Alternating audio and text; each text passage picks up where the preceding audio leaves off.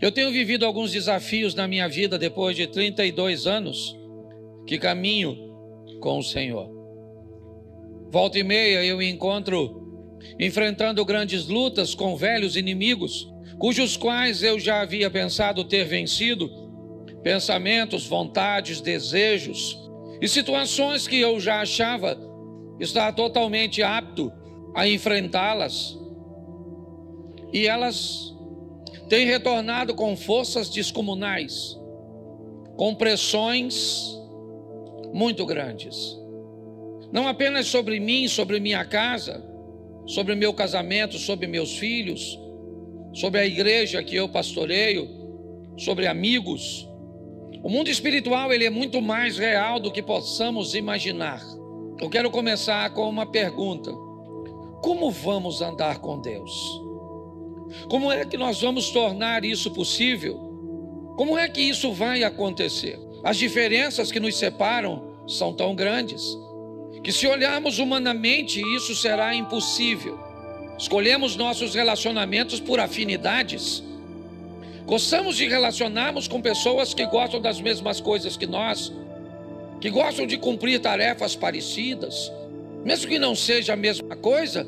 Mas é legal se eu gosto de esporte.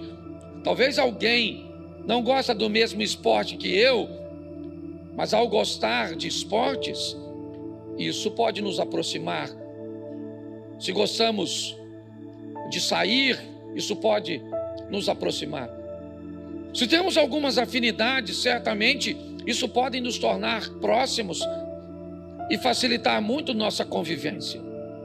Porém, quando o assunto é Deus, como é que nós vamos andar com Deus, se não há tanta afinidade assim entre nós e eles? Esse relacionamento tende a ser, às vezes, duro, se tentarmos nos aprofundar nele. Ou então, ele pode ser bem superficial, se não atentarmos para as mudanças que precisam acontecer para que isso funcione. Vou te apresentar alguns textos que eu acho que vale a pena nós refletirmos. O primeiro dele é escrito pelo profeta Isaías, capítulo 55, verso 8. Põe na tela, por favor. Isaías 55, 8 nos diz... Eu passei para aí. Só diz que não dá para colocar, que eu leio. Porque os meus pensamentos não são os vossos pensamentos, nem os vossos caminhos, os meus caminhos, diz o Senhor. Preste atenção, porque nós vamos aprender algumas coisas importantíssimas. Como é que eu vou andar com Deus e vou estabelecer com Deus um relacionamento sadio, se o que Deus pensa é diferente de mim? Se a forma dele pensar é diferente da minha forma, se por onde ele deseja ir, o que ele deseja trilhar, não é o que eu quero, como é que este relacionamento vai progredir? Ele vai crescer, porque a Bíblia diz assim: conhecei e prossegui e conhecer. Nós vamos viver de glória em glória, de fé em fé, onde a proposta é uma ascensão, um crescimento. Como é que vamos desenvolver um relacionamento sério, profundo, com alguém que pensa e que deseja fazer, deseja realizar coisas? Seus caminhos são diferentes do nosso. Talvez isso já nos dê um pouquinho, a visão de que não vai ser fácil andar com Deus. Por mais que você o ame, ele pensa diferente de você. Por mais que você o ame, ele quer que você faça coisas que você não quer fazer. Então isso vai prejudicar um pouco, criar um relacionamento meio truncado. Alguma coisa que vai precisar de um aperfeiçoamento, que haverá alguns choques, que não será fácil, que não basta derramar o meu coração na presença de Deus, porque quando eu saio do ambiente da oração, as tentações, as provocações, as adversidades, elas vão me pressionar. Então eu não vou conseguir ter um relacionamento sério com Deus pautado em amor. Amor não é suficiente para sustentar um relacionamento como esse. Eu vou precisar mais do que simplesmente amar.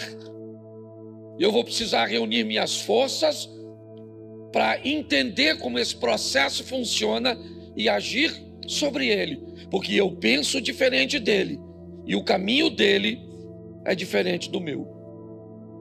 1 Samuel capítulo 16, verso 7, vai tornar mais extenso essa lista de separação.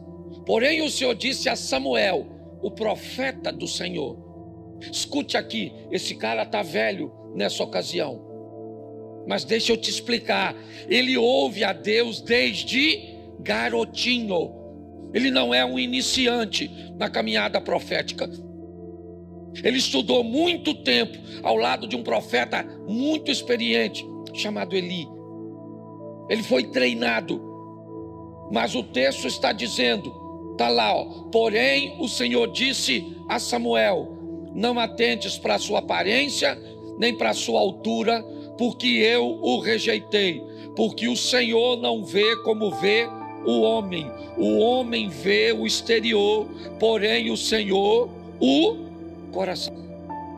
Olha só, se o pensamento dele é diferente do meu, o caminho dele é diferente do meu, agora a ótica dele, a maneira que ele enxerga as coisas é diferente de mim. Eu sou capaz de olhar a aparência, de acreditar que uma pessoa, pelo relógio que carrega no pulso, pelo colar que carrega no pescoço, pelo carro que colocou no estacionamento, pela marca da roupa ou da bolsa que carrega, os homens são capazes de avaliar as pessoas por isso. Deus diz, eu não vejo como vocês veem. Então, como é que nós vamos caminhar para um relacionamento que vai além do culto, que vai além dessas 2 horas, né, por dia, né, ou 4 horas por semana, né, com Deus? Como é que eu vou fazer isso? Como é que eu vou caminhar para algo mais profundo? Tirar essa água do tornozelo e subir um pouco mais, certo? Trazendo profundidade neste relacionamento. Pode ter certeza que isso não será fácil. Está esperando um ambiente fácil para começar a orar? Não vai rolar. Está esperando um ambiente favorável para ler a Bíblia? Não vai aparecer. Você está esperando um momento propício que você queira jejuar? Não vai aparecer.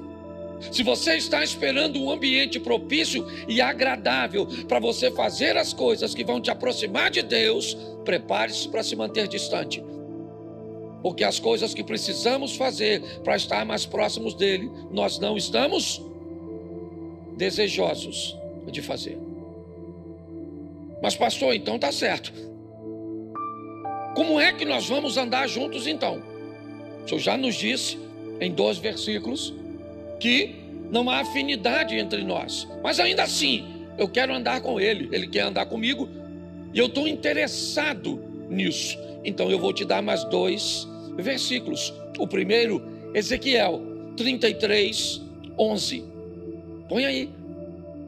Diz-lhes, tão certo como eu vivo, diz o Senhor Deus, não tenho prazer na morte do perverso, mas em que o perverso se converta do seu caminho e viva. Convertei-vos dos vossos maus caminhos, pois porque haveis de morrer, ó casa de Israel. Preste atenção. Conversão. Se eu quero andar com Deus, eu vou precisar me converter. Eu vou precisar sofrer uma mudança. Convertei-vos dos seus maus caminhos. Não podia ser uma vez só? Para que 2? Para que inúmeras informações sobre isso? Não bastaria uma? Não. O processo às vezes é muito lento. Algumas pessoas podem estar mais atoladas, mais aprofundadas num ambiente hostil, perverso, desafiador do que outras, traumatizadas, presas a consequências de seu passado. Eu não sei, mas você já deve ter ouvido a história de uma mulher que procura um médico dizendo que tem uma dor no corpo todo. Ela diz: toda parte do meu corpo dói, doutor. Ele disse: eu nunca vi uma doença como essa. Ele diz: todo lugar dói. Ela falou: dói tudo. Aí ele falou: então me mostra. Aí ela foi: dói aqui, dói aqui, dói aqui, dói aqui, dói aqui, dói aqui. E aí ele disse: eu já sei qual é o seu problema. Dedo quebrado. Seu dedo está quebrado. E aí onde você encosta com o dedo, vai doer, querido. Muitas vezes nós nos deparamos com dificuldades, que temos assim, algumas resistências para identificarmos. A palavra conversão é uma palavra desafiadora, porque ela nos expõe a uma mudança que muitas vezes não estamos prontos para fazer. Mas e aí? A outra parte é que vai se converter? Só tem duas partes para que esse relacionamento se consolide. Uma sou eu, a outra é Deus. A palavra para que ele se consolide é conversão. Então, se eu não me converto, quem tem que se converter é Deus para se relacionar comigo? Então não vai ser fácil, não. Não pense que a maioria das pessoas que vivem uma vida sem vergonha, uma vida dupla, querem viver porque não querem, não. Elas querem viver uma vida de santidade, uma vida digna, uma vida decente.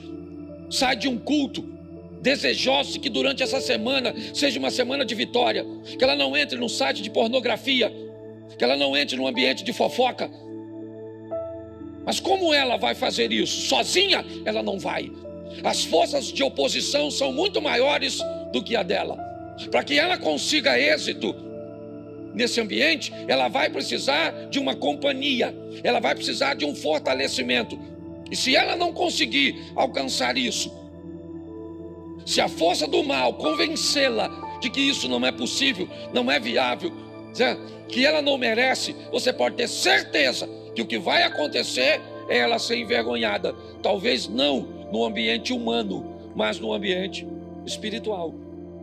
A conversão é algo que precisa fazer parte da nossa vida para que consigamos este relacionamento próximo, crescente e firme.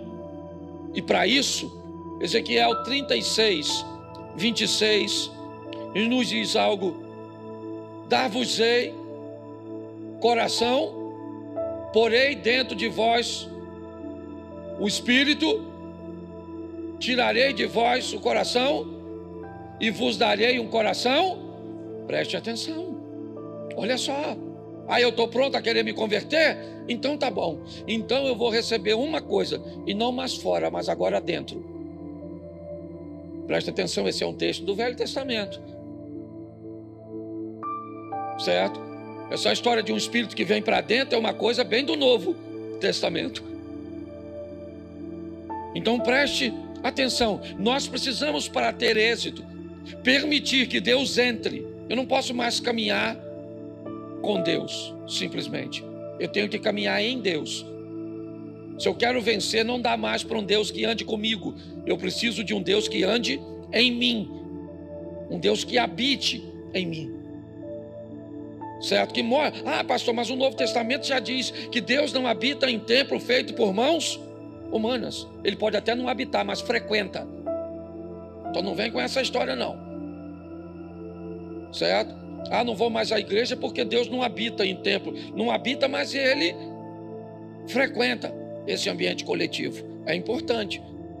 E se eu quero viver uma vida digna com Deus, eu preciso permitir que essa dureza de coração, que esse coração cauterizado, insensível, esse coração que não sente mais quando desagrada a Deus, desapareça. Esse é o coração de pedra.